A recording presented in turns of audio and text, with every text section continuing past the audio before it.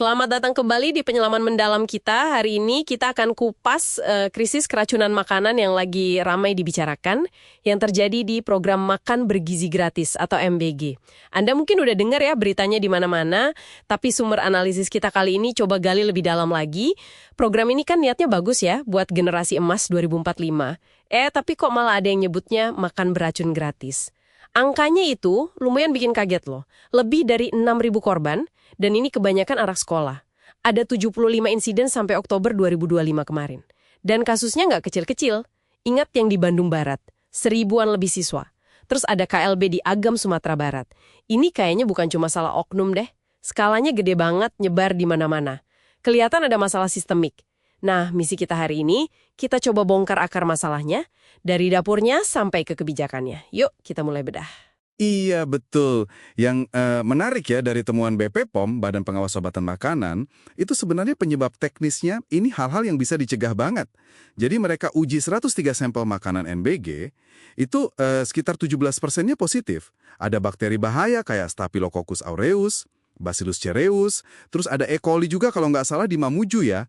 Bahkan nih ada temuan histamin. Itu kan zat kimia yang biasanya ada kalau ikannya udah nggak seger, udah basi. Waduh, terus kata BP POM, biang kerok utamanya apa aja tuh? BP POM menunjuk 3 hal utama. Pertama, bahan baku atau lingkungannya itu terkontaminasi. Bisa jadi silang gitu ya. Kedua, ini soal suhu sama waktu. Penyimpanan atau distribusinya kelamaan, atau suhunya nggak pas, jadi bakteri tumbuh subur. Dan ketiga, ya secara umum aja, gagal dalam praktik kebersihan dasar, higiene sanitasi. Ini kan sebenarnya basic banget ya di keamanan pangan, bukan ilmu yang rumit. Basic ya, tapi kok bisa kejadiannya masif gitu di banyak tempat? Gimana ceritanya? Nah, sumber kita ini nunjuk ke penyedia makanannya, SPPG itu. Katanya banyak yang baru ya, kurang pengalaman. Terus, ini nih yang penting. Banyak yang terlibat insiden itu ternyata belum punya sertifikat layak higiene sanitasi, SLHS itu. Padahal ngurusin makanan ribuan anak loh. Nah, itu dia poin krusialnya. Ini akarnya bisa jadi di proses seleksi vendornya. Kelihatannya ini syaratnya lebih banyak soal dokumen administrasi. Jadi yang penting itu legalitas perusahaannya, NIB, NPWP, laporan keuangan gitu-gitulah. Bukan ngecek langsung, dapurnya beneran sanggup nggak sih menjaga keamanan pangan? Oh, jadi yang penting lolos di atas kertas ya, bukan dapurnya beneran aman atau enggak? Bisa dibilang gitu. Jadi prosesnya ini kayak secara sistematis malah memprioritaskan kelengkapan dokumen dibanding jaminan makanannya aman. Ya pintunya jadi kebuka buat vendor yang mungkin belum siap. Ditambah lagi logistiknya. Jarak distribusinya jauh, terus nggak ada kontrol suhu yang bener. Wah, itu udah kayak inkubator berjalan aja buat bakteri berkembang biak. Oke.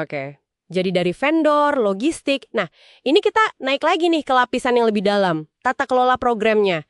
Ada kritik nih dari beberapa sumber, termasuk LSM kayak ICW. Katanya modelnya terlalu sentralistik. Terlalu top down gitu, semuanya diatur sama Badan Gizi Nasional, BGN, yang baru itu. Tapi anehnya, malah peran Dinkes lokal yang justru ngerti soal sanitasi, itu kayak dikesampingkan. Pengawasan dari sekolah, guru, orang tua juga minim katanya. Gimana tuh? Iya, persis.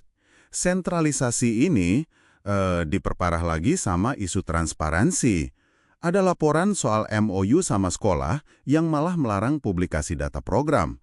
Jadi informasi penting susah diakses publik. Waduh, kok ditutup-tutupi gitu ya? Nah, kalau kita sambungkan ini sama anggarannya yang gede banget, kan 71 triliun ya di APBN 2025, ini jadi rawan. Risiko bancakan politik atau korupsi jadi tinggi. Munculkan dugaan-dugaan misalnya milih vendor karena dekat sama siapa, atau ada pemotongan dana yang akhirnya ngaruh ke kualitas bahan makanan.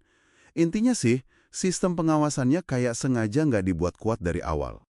Masuk akal juga kalau begitu. Terus respon pemerintah gimana pas krisis ini udah kejadian? Kelihatannya nggak telat ya. Kewajiban SLHS buat semua vendor baru benar-benar ditegaskan setelah kasusnya banyak. Tim investigasi gabungan juga dibentuknya setelah ribuan anak jadi korban kan.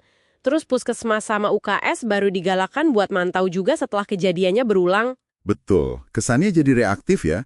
Ibaratnya udah kebanjiran, baru sibuk nambal tanggulnya gitu. Iya, kayak gitu rasanya. Jadi, kalau kita rangkum nih buat Anda, krisis MBG ini nunjukin banget ada rantai kegagalan yang jelas. Mulai dari tata kelolanya yang terpusat, kurang transparan, terus turun ke seleksi vendor yang fokusnya di administrasi bukan kemampuan. Akibatnya, operasionalnya jadi berisiko karena penyediaannya nggak siap. Ujung-ujungnya yaitu pelanggaran teknis keamanan pangan yang fatal di piring anak-anak kita. Oke, rekomendasi perbaikan sih udah ada ya disebut-sebut. Desentralisasi pengawasan ke daerah, perketat seleksi vendor, pakai audit beneran, reformasi logistik, transparansi, akuntabilitas. Tapi mungkin ada pertanyaan yang lebih mendasar nih yang bisa Anda pikirkan lagi. Di luar langkah-langkah perbaikan teknis ini ya, pelajaran struktural apa sih yang bisa kita ambil soal tantangan kalau kita mau bikin program sosial segede ini, tapi caranya terpusat dan buru-buru? Terutama kalau aspek penting kayak keamanan dasar malah mungkin ya terabaikan demi ngejar target implementasi atau skala. Coba direnungkan. Sampai jumpa di penyelaman kita berikutnya.